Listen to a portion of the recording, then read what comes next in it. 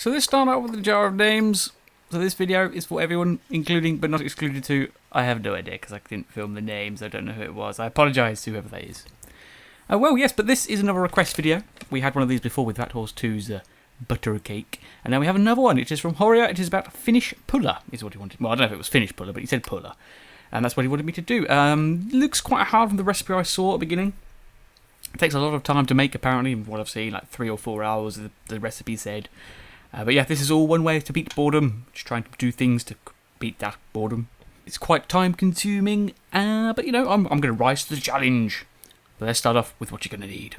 And because there's quite a lot of stuff, I'm not going to say the tools. I'm just going to say the ingredients. 2 cups of milk. Half a cup of water. 1 packet of dry yeast. 1 cup of sugar. 1 teaspoon of salt. 1 teaspoon of ground cardamom. 5 eggs. 9 cups of flour. And half a cup of butter. And it makes 3 loaves. Step 1, warm the milk in a saucepan until it bubbles, and then remove from the hob. Right, okay, so this is where it gets started. It's quite a simple start, but as you see later on, it gets more complicated, and obviously something happens, which I'll talk about it later. Step 2, dissolve the yeast into the water. Stir in milk, sugar, salt, cardamom, and 4 eggs, and 2 cups of flour, and stir until smooth. Right. I'm not sure, I haven't checked the footage yet, but you might be able to tell something didn't go according to plan right around here. So we're going to find out in the next step or 2, maybe 3, maybe 4 actually, I'm not sure when the step is, but we're going to find something out. Something went wrong at this situation. We'll find out what it is very soon. So when I watch back the video in a minute or so, I'll be able to find out if it's going to be wrong or not. But something went wrong here apparently. Step 3, add 3 cups of flour and then beat until smooth. Or smoothish, it's a little bit lumpy, but it gets better, it gets better. Step 4, add the butter and stir well. Beat it again, and then stirring the remaining flour, which is about 4 cups, Step 5, flour on the side, place the dough, which it didn't look like it was going to make a dough at the start, but it did. But place that dough on the floured side and put it under a bowl and let it rise for 15 minutes.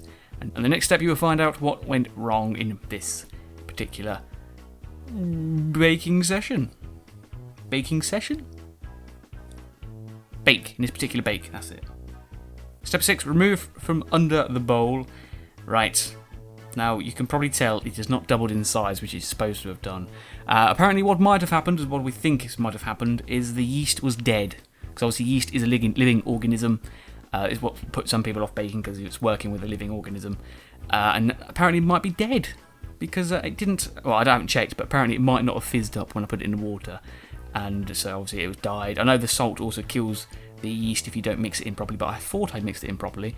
So yeah, I think that's what happened. I think the yeast died, so it didn't rise. So it doesn't really affect what it looks like, but it did affect what it tastes like in a way. But we'll talk about that later, but we'll carry on anyway, because, you know, the show must go on. Yes, but knead the dough and place into a lightly greased bowl and flip it around the bowl so the dough gets covered in oil. And then you need to cover it for 1 hour and let it rise. And then punch it down and let it rise for another hour, although since the yeast is dead, it did not happen with me. Step 7, flour the surface, or continue with the floured surface from earlier, 2 hours ago to be exact. Separate the dough into 3 parts and then separate each into 3, again making 9 in total. Roll out into strips, you can sort of see how long I did it. Apparently the recipe says about 12 to 17 inches long. And then you need to braid the 3 together, which you can see here how I'm doing it, where you put the 3 together at one point and then you sort of wrap the right side over the middle and the left over the one you just flipped, and continue doing that. You can see it better on the video, but that's how you braid. And that's how you do the hair as well, apparently. That's what I learned from having a sister.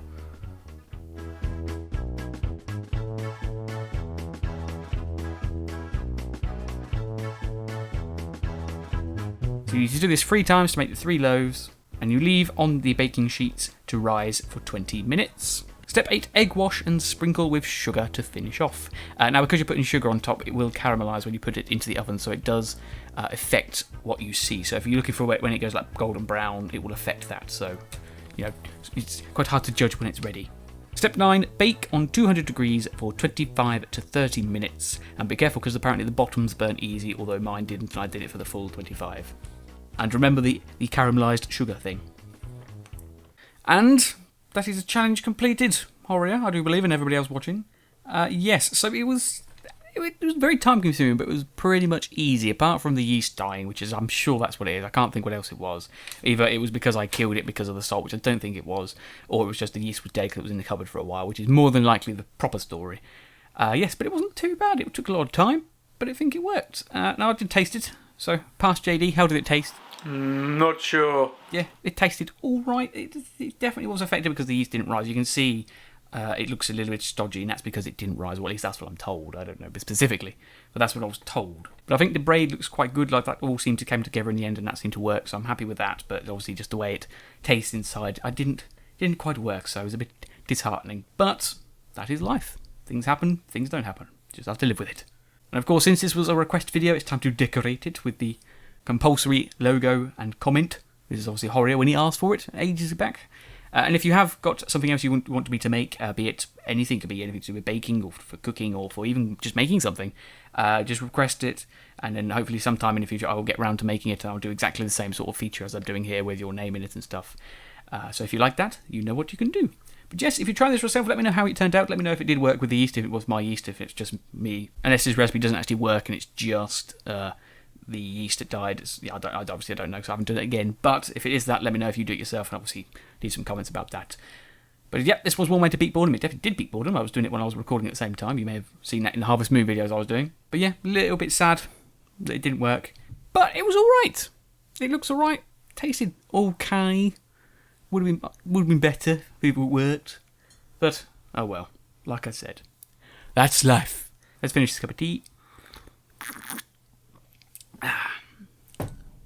And now I'm done with the video. Okay, so until next time we meet, farewell.